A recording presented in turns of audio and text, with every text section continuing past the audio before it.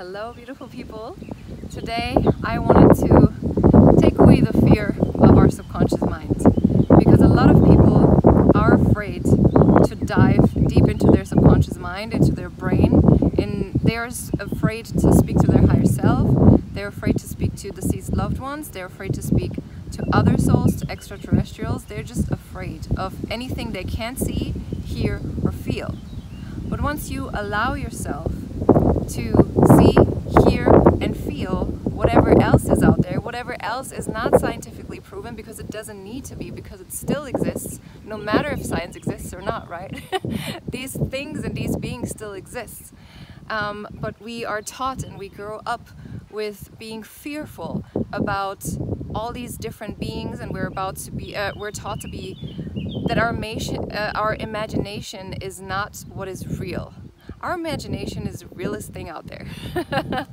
Just because when something starts with a thought that we want to create in the future, that is our imagination, right? We imagine having that beautiful house, we imagine having that dog, we imagine having good friends, we imagine having that degree. That starts with a thought, with our imagination. And is that something scary? Nope. So I really want to encourage you guys to speak to, first of all, to use your imagination, to dream big, as I said like 2 videos ago.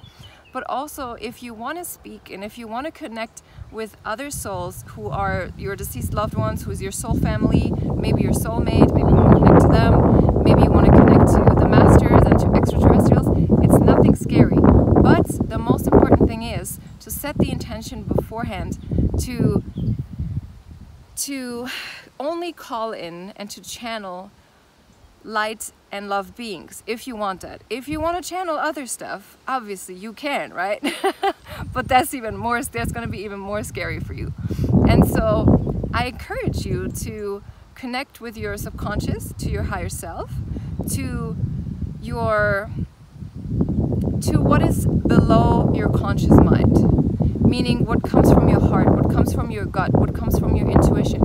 Connect to that, because it is not scary, because we are only here to be happier, to learn lessons, and to be protected and abundant. We're not here to fear.